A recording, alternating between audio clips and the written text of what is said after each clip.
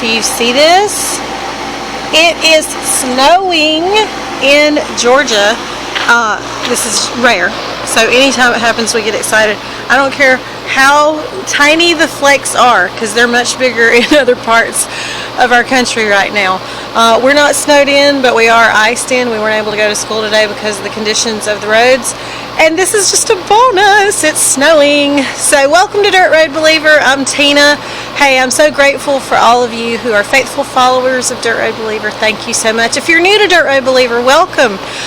We're going to get into the Word of the Lord in just a little bit in a devotion, but we're going to start with a video. Now, those of you who wrestling is not your favorite sport, this is the last wrestling video. We went to individual state tournament where my son Crawford competed, and so that's what our video is about today. If you love wrestling, then I'm sorry, you won't see another wrestling video until next winter. So either way, this is wrapping it up for wrestling season. And okay, today's leadership. You know, we've been doing this series on leadership, and guys, I would rather run around in the snow in a bathing suit. I would rather drink curdled milk.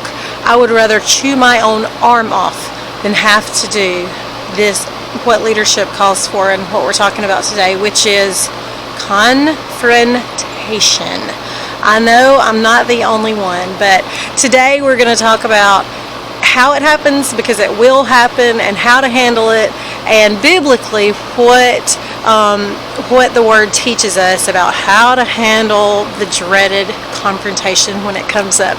So hey guys, enjoy this wrestling video, the last one.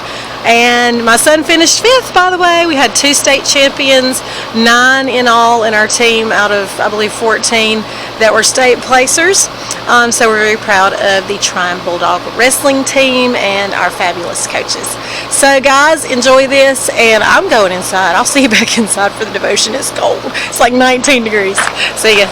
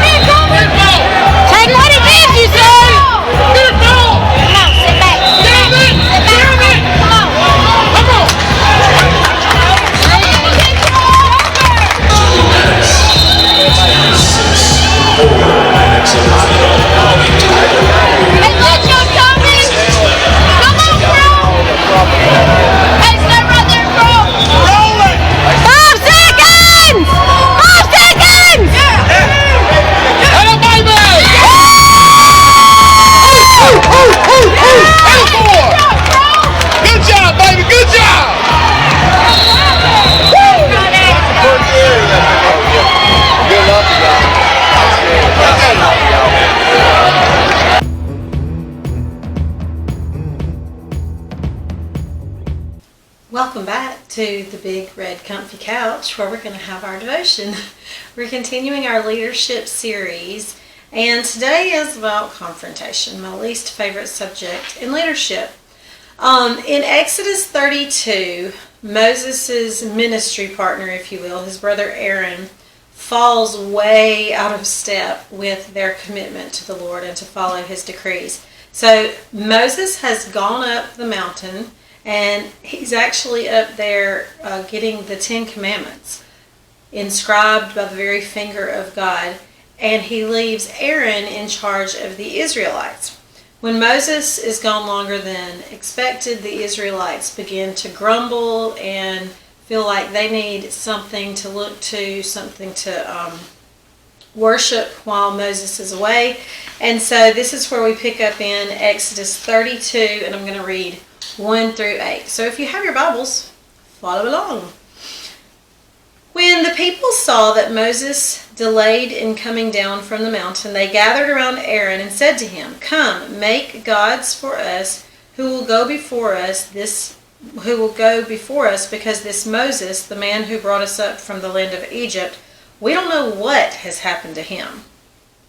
Aaron replied to them, "Take off the gold rings that are on your ears of your wives, your sons, and your daughters, and bring them to me."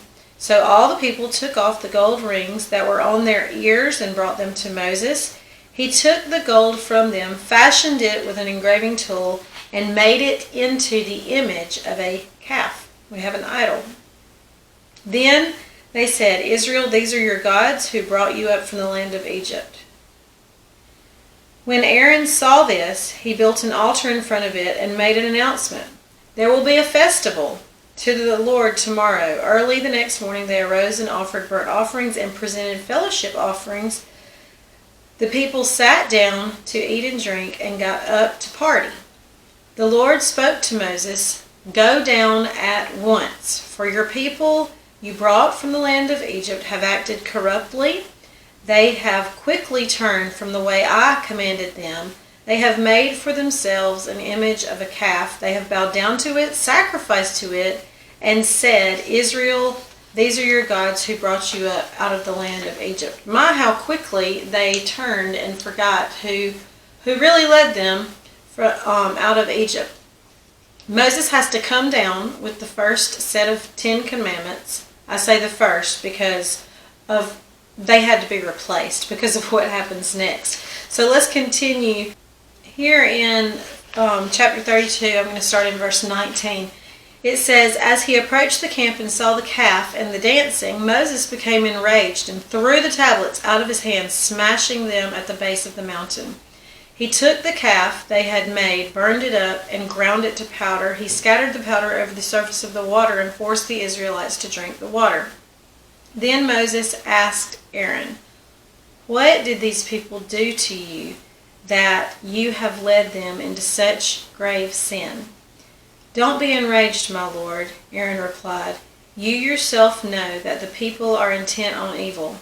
They said to me, "Make gods for us who will go before us, because this Moses, the man who brought us up from Egypt, we don't know what has happened to him." So I said to them, "Whoever has gold, take it off." They gave it to me, and I threw it into the fire, and it came out as a calf." So he lies about it to Moses. Moses did experience anger towards what had happened, but when he came to Aaron, he simply asked him about it. And sadly, in churches and in ministries, when people in leadership do things that are wrong, it's so much worse because so many people look to them, and some people even lose hope because they've seen someone that they believed in, that they hoped in, who has done something wrong.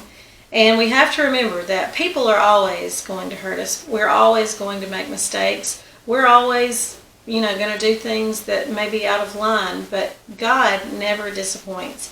And when things arise like this, that we do have to confront, sweeping it under the rug is wrong.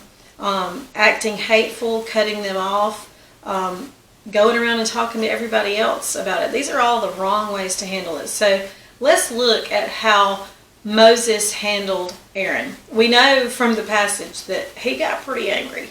Angry enough to throw the 10 Commandments and break them to pieces. But when he approached Aaron, his ministry partner, how did he handle this? And in verse 21, he simply asks him a question. He says, "What led you into such great sin?" He didn't come at him with a pointed finger and try to cut his legs out from under him. We have to approach the person with gentleness. Galatians said, "Restore people to you with gentleness." And so I think asking the question, why? What happened? How did you get to this point?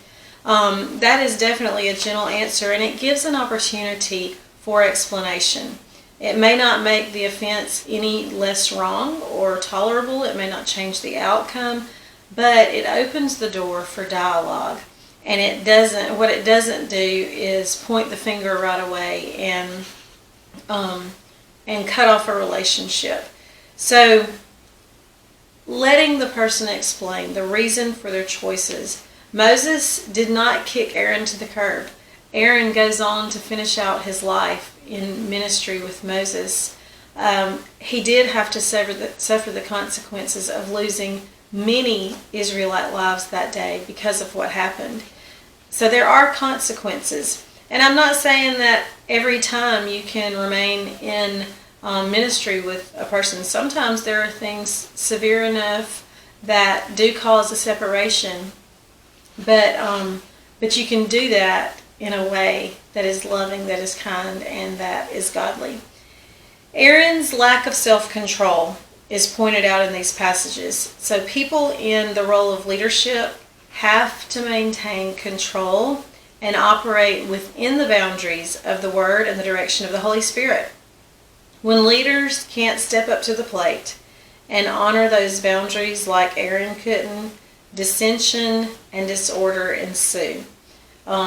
Patting someone on the back and saying, "Oh, don't sweat it," that only adds to the disorder. If you go on to read that passage, everybody was completely out of control. Aaron had no control over them. Moses didn't have to discipline Aaron because God did that. And as leaders, we do have to keep each other accountable in the ministry within Christian organizations, but it's not our job to necessarily punish them. Ridiculing, gossiping, punishing are all counterproductive, and they really get us nowhere. We're called to get to the truth and to take action, but in love. Always, always in love. Even in cases where, like I mentioned, you may have to cut ties with someone over the offense or, the nature of what happened. That does happen sometimes, but it can be done in love. Think of King David. David was a great king, a mighty ruler, a warrior, but when it came to his kids, when it came to his household, his wives, things were completely out of control. He turned a blind eye to bad behavior that he should have addressed. And instead of calling sin, things got even more out of control. Horrible things happened. Rape, murder, death within his own family, adultery. It was bad stuff. And we are leaders. And if you're listening to this and you think, well, I don't really have a leadership role. If you are in a household and you have children, absolutely, you are a spiritual leader. So even within our own house, we have to address sin as sin. We cannot ignore it, or it will just, it'll spill over and affect everybody in the whole family.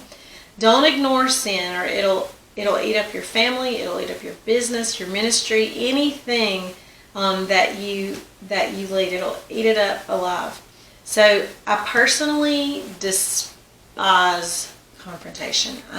Despise it. I told you, I would rather drink curdled milk than have to confront someone. I'd rather take the punishment or the tongue lashing than have to approach someone else and confront someone else for wrongdoing. But I have had to do it. And I have done it right, and I have done it wrong. And I'll just share with you one of the times that I feel like I was completely wrong. So my sister, this is kind of a related story. My sister teaches kids, and I think she was teaching like maybe 4-year-olds, but they were having a little class party, and they were all given, maybe it was St. Patrick's Day or Christmas, because the cupcakes were green. I do remember that.